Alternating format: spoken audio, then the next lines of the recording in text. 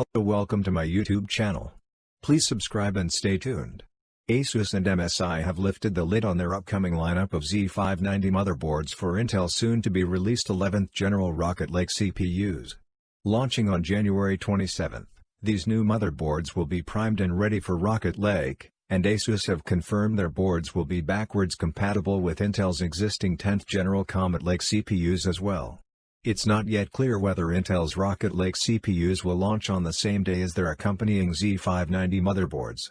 During their CES press conference last night, Intel simply stated that Rocket Lake was still on track to arrive this quarter, as previously announced.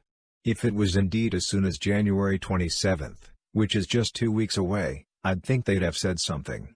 Still, it would be odd for a new motherboard chipset to launch without their intended CPUs, so it's still possible Intel might surprise us.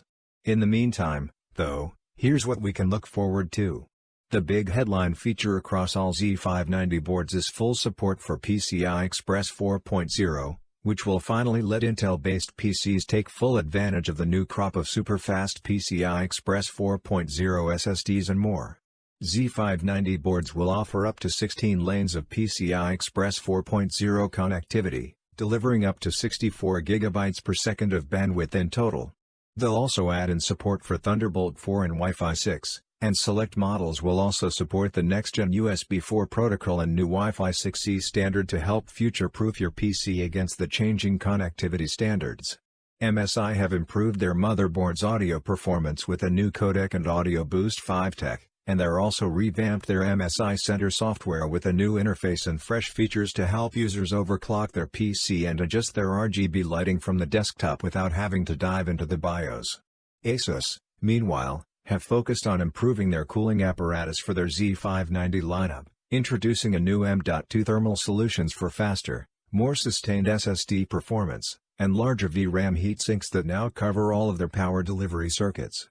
And they look quite snazzy to boot, as you can see at the top there. The Z590 chipset will also be joined by 3 other 500 series chipsets later in the year, the H570, B560 and H510. These will hopefully be a bit cheaper and more affordable than the top-flight Z590 boards announced this week, the trade-off being that they're unlikely to support quite as many of the new connectivity features as their more expensive siblings.